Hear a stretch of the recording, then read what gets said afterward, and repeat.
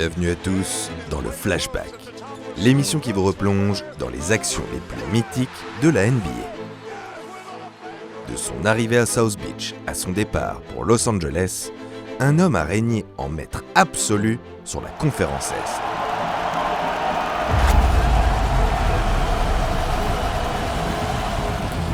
Une sombre période de tyrannie longue de presque 10 ans. Évidemment, de nombreux prétendants ont tenté d'usurper sa couronne. Mais ils ont tous échoué, terrassés par le King. Un seul, cependant, s'est suffisamment illustré pour gagner son respect royal, au point d'être considéré par certains comme son rival, son héritier, un vrai prince de la balle orange. Aujourd'hui, on vous raconte une série haletante, à couper le souffle. Un duel au sommet de la conférence Est, marqué par un match dans le match légendaire entre LeBron James et Paul George. Alors on prend notre fidèle machine à remonter le temps, direction l'American Airlines Arena de Miami en ce 24 mai 2013, le soir où Paul George est devenu Playoff P. Vous êtes prêts? Let's go!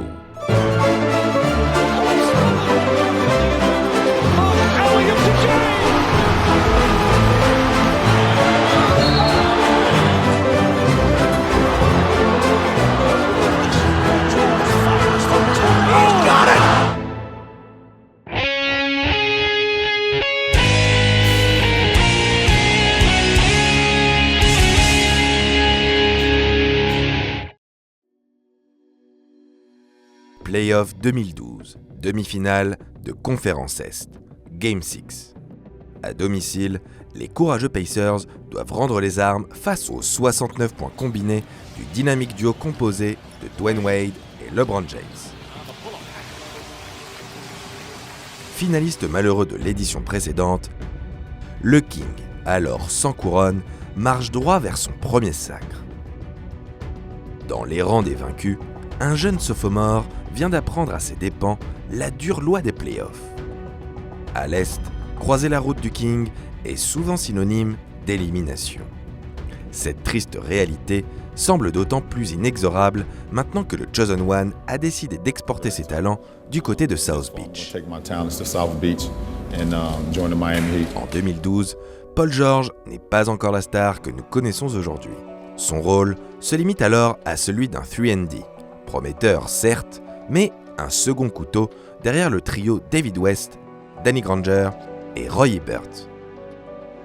Timide tout au long de la série, PG n'a pas fait honneur à sa réputation de fine gâchette. En play-off, là où tout se joue, il n'a pas su s'imposer comme le facteur X permettant aux Pacers de créer l'upset. Pourtant, au fond de lui, Paul George en est toujours convaincu. Il peut, au moins l'espace d'un match, devenir l'égal de LeBron. Après quelques mois de pause, la NBA reprend ses droits. Pour les Pacers, l'exercice 2012-2013 débute par une bien mauvaise nouvelle. Blessé au genou gauche, Danny Granger est indisponible pour la quasi-intégralité de la saison régulière. Privé de son MIP 2009, Frank Vogel doit innover. Sa solution ? Offrir plus de responsabilités à Paul George. D'abord starter sur la base arrière aux côtés de George Hill, PG est rapidement repositionné à l'aile, laissant le poste 2 à Len Stevenson, le roi du air guitar. Le pick 10 de la draft 2010 démarre la saison tambour battant. Le 21 novembre contre les Hornets, il surpasse Reggie Miller en inscrivant 9 tirs longue distance en seulement 13 tentatives. Ça y est, le sniper vient d'ajuster la mire. Mi-décembre, les Pacers affichent un bilan à peine à l'équilibre. PG décide de prendre les choses en main. 27 points contre Cleveland, 28 contre Philly et une victoire à Détroit qui lui valent pour la première fois la distinction de joueur de la semaine. En janvier, l'ailier impressionne toute la ligue en se payant le scalp des Heatles. Le 13 février, il réalise un triple-double. 23 points, 12 rebonds, autant d'assists et 2 interceptions juste comme ça pour le plaisir. Fini le role-player unidimensionnel, Paul George entre dans la catégorie des all-around players. Si vous n'êtes pas familier avec le jargon basketballistique, le terme all-around désigne un joueur versatile, capable d'évoluer à plusieurs positions. Ce qui, dans le cas précis, colle parfaitement à Paul George. Sur un parquet, PG sait tout faire. À droit derrière l'arc, capable à mi-distance et puissant en pénétration. Il peut donc créer pour lui, mais également pour les autres, qui par la même occasion bénéficient de l'espace libéré par sa simple présence. En défense, Paul George est à la fois assez costaud et solide sur l'homme pour contenir les monstres physiques, mais également assez rapide pour shut down les extérieurs, même les plus vifs. Pour résumer, il porte l'attaque et se coltine le meilleur joueur adverse tous les soirs. Le prototype du joueur des années 2010 popularisé par LeBron. Le top du top. Désormais All-Star, la seconde partie de saison est encore meilleure. Malgré un léger coup de mou à l'approche des playoffs, Paul George est plébiscité pour le trophée de la meilleure progression de l'année. Une récompense logique au vu de sa breakout season.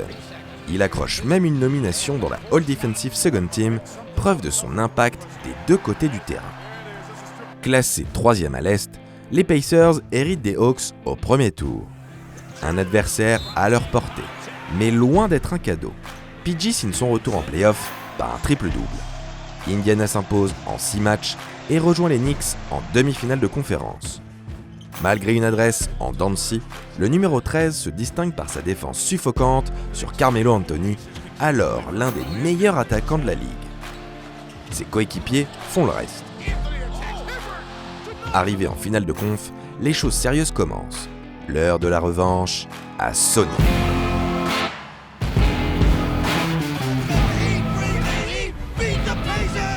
Auteur d'une régulière en mode diesel, les Heatles ont attendu les playoffs pour faire du sale. Individuellement, ou en tout cas physiquement, LeBron est au sommet de son art. Le double MVP en titre n'a qu'un mot à la bouche, back-to-back. Pour l'instant, personne ne semble en mesure de contrecarrer ses plans. Pour l'instant, seulement.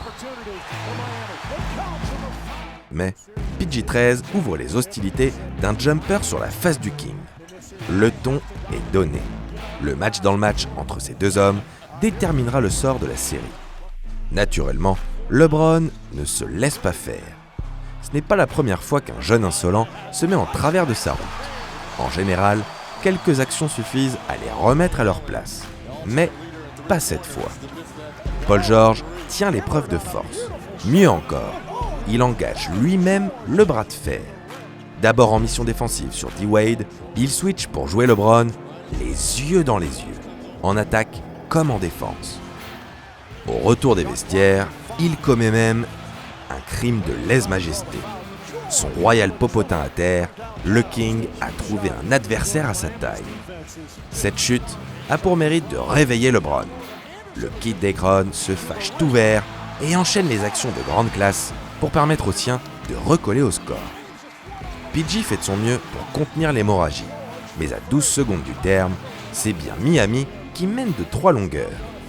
Largement le temps pour le MIP d'enfiler son costume de sauveur. Malgré une excellente séquence défensive floridienne, l'ailier déclenche à 1 mètre derrière la ligne. Aux premières loges, LeBron ne peut qu'admirer. Switch, le genre de panier qui sur un playground se ponctue par un violent « in your face ». Dans l'overtime, les deux monstres continuent leur show. Aucun ne veut céder. Layup LeBron, plus de hits. Faute de Wade, Paul George au lancer. Il ne tremble pas. Plus 1 Pacers. 2 secondes à jouer. Sur son premier pas, le MVP dépose le MIP. Tout en douceur, il conclut sur le gong. Stoïque, LeBron fixe sa victime. L'air de dire « Pas aujourd'hui, gamin ». LeBron James 1, Paul George 0.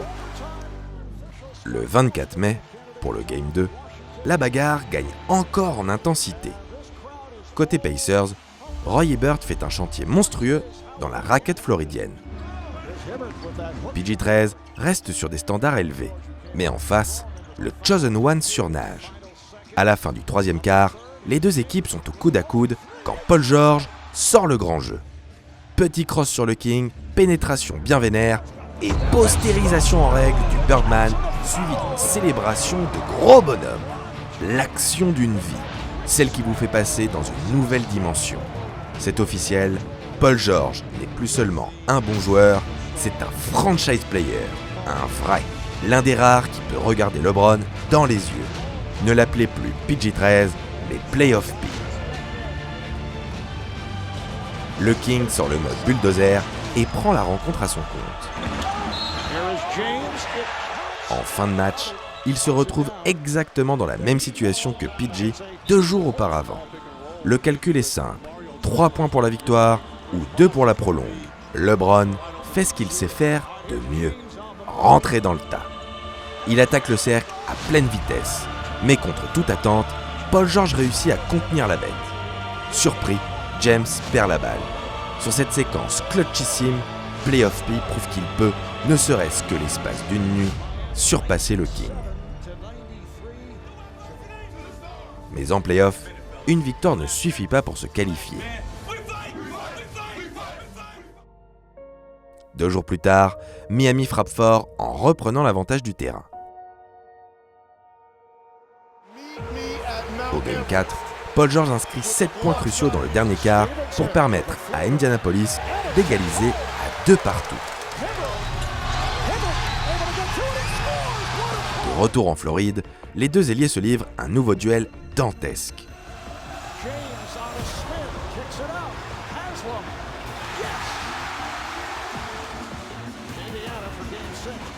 Cette fois, la confrontation tourne à l'avantage du patron de South Beach. Au pied du mur, PG-13 sort un match de patron pour forcer un Game 7 inespéré. Hélas, toute l'équipe craque lors de ce moment décisif qui se termine en blowout. Au final, les Heatles réussissent non sans mal à se dépêtrer du piège Pacers. Pour prendre l'ascendant sur Paul George, LeBron a dû donner le meilleur de lui-même. Il refuse cependant de le qualifier de rival. Pourtant, rivalité, il y a bien.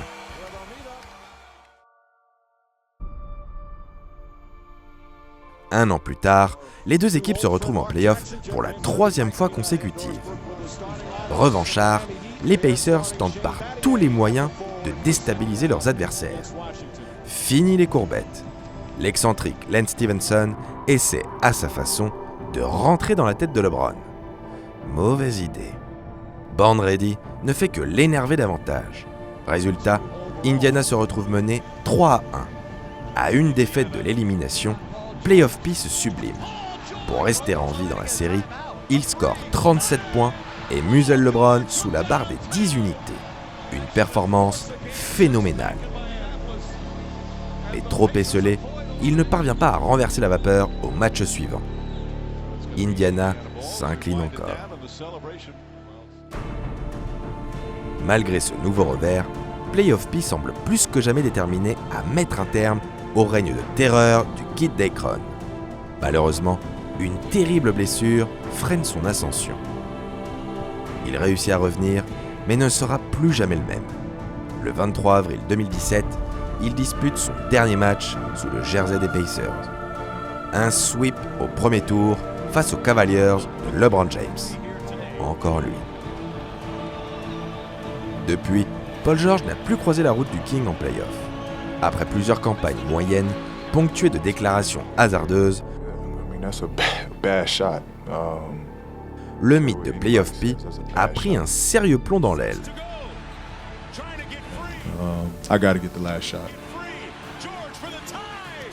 La culture de l'instant a transformé ce surnom en blague. Une punchline que l'on balance pour se moquer d'un joueur que certains estiment surcoté.